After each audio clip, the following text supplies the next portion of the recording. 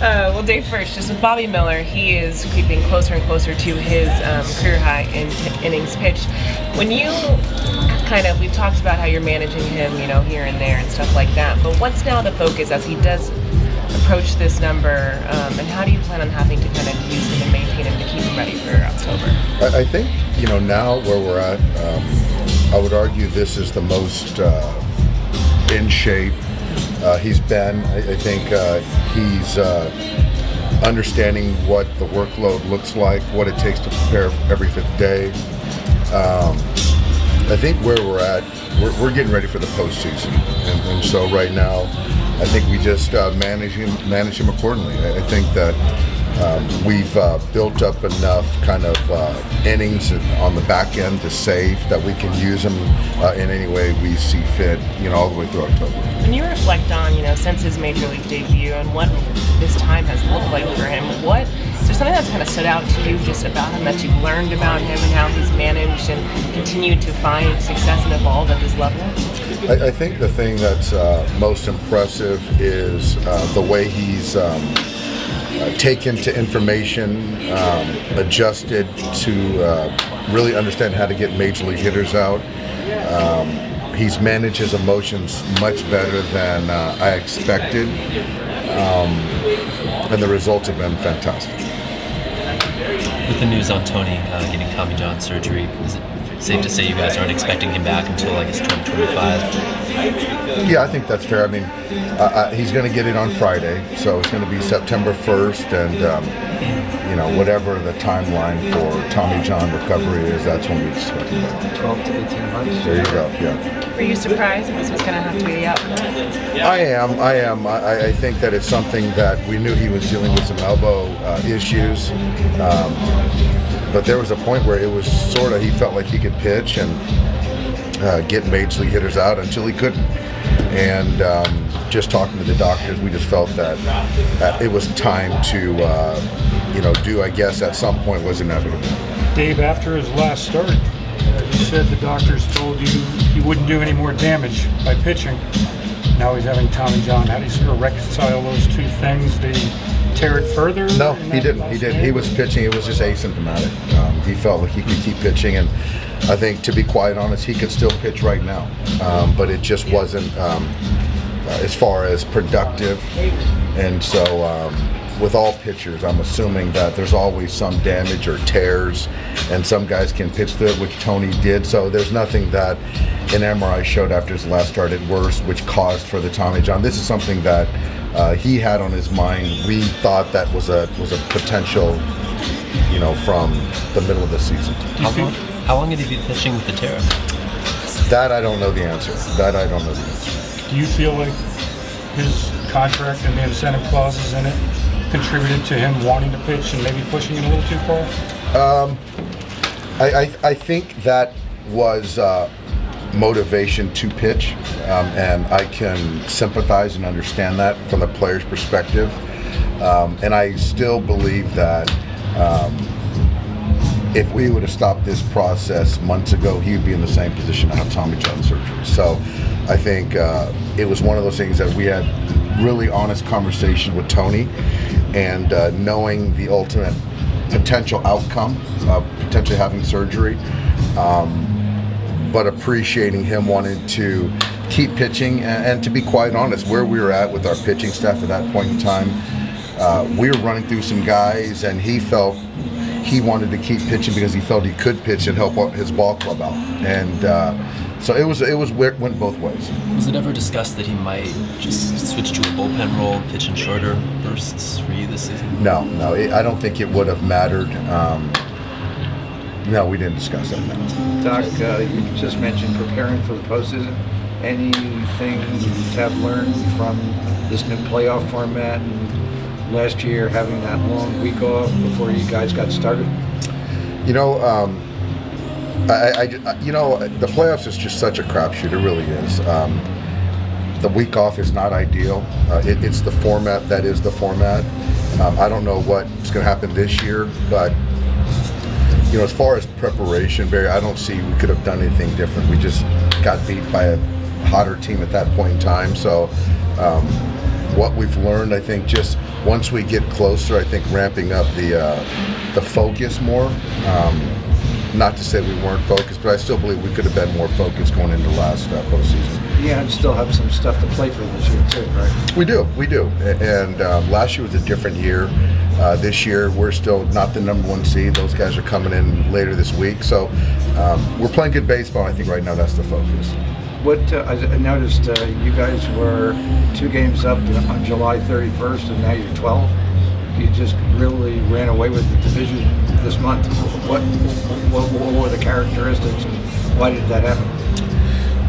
I think the main reason is the pitching has been much more consistent. I think that's a big part of it.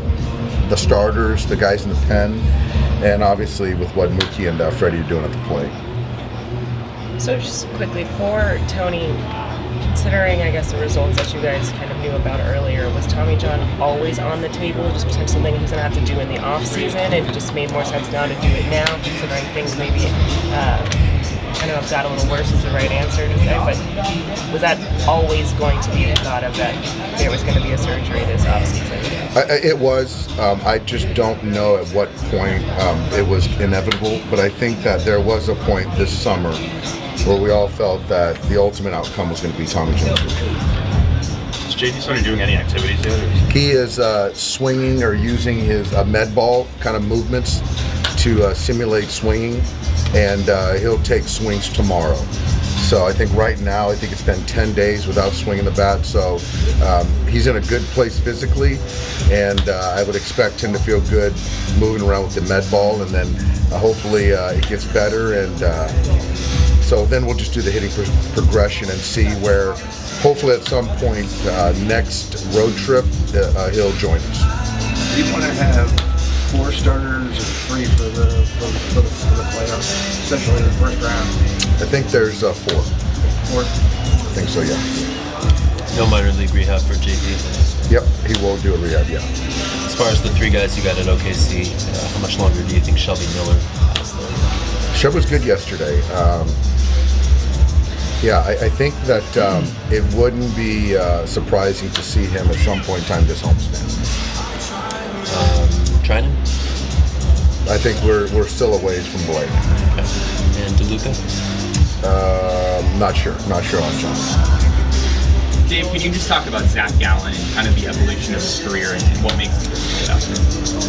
Yeah, Zach is he's you could argue he's one of the most underrated pitchers in baseball. He's tough. He's got good stuff. He's smart. You can see he has a plan. He executes his plan. He pitches to both sides of the plate. He can front to back you. He can spin the baseball. Yeah, he's an ace. This is a good challenge for us. What kind of challenges does this Diamondbacks team pose as a whole? They've been playing pretty good baseball lately. They're gritty. They're tough. I really like Christian Walker, how he kind of goes about things. You know, the talent of Marte and then the athleticism of that outfield. They're tough, and we're seeing 2 of their best guys. So it should be 2 close ball games here, and we'll see. Who plays the cleanest baseball to win. I see you say somewhere that this was your favorite team because of what you had to overcome to get where you are. We've overcome a lot. I think it's my favorite in the sense that, as a manager, when you see players get along, pull for one another, they're unselfish, they buy in, is all there, all 26 of them. So I think for me, to be able to see that, that's a joy. You always have favorite players or players you get along more with. But I think just in general, just seeing these guys interact and show up every day, that's where it sort of came from. One follow on Tony. When you say asymptomatic, are you saying he kind of felt like he would normally feel after 20 starts, after 15 starts? I wouldn't say that. I would say he felt good enough to pitch, where somebody else could have the same imaging and not be able to pitch, where there were still 3s and 4s, the slider was good, he just wasn't getting guys out. So I think at that point, we felt that he's earned the opportunity to try to work through it. he's earned the opportunity to try to reach some incentives. And at some point we talked and said that, you know, this was good enough, and we both agreed. There's that correlation with the upswing and how the bullpens perform, but for the drastic improvement, I mean, how would you describe just how the team goes from here to here? It's starting pitching. When starters are going 3 and 4 innings, it takes a toll on the pen. And then when you get starters that can go 6 and 7, you can get guys rest and put them in the right lanes, and gives them a better chance to perform. And I think that's been the key. I think the Diamondbacks have used 34 pitchers in the last 6 games. Yeah, that's tough. Tough to sustain. What memories of Pat Corrales are you going to hang on to? Oh man, yeah. Pat was a great man. He was a friend. He was a baseball lifer, and he was a winner. I got him more at his later age, where he was a lot more soft than he was as a young, fiery player or manager. But he always took time for me. I loved our conversations, and this guy just loved baseball. And I always enjoyed our conversations. Would you have liked playing for him? I would have loved playing for him. I think I was his type of player.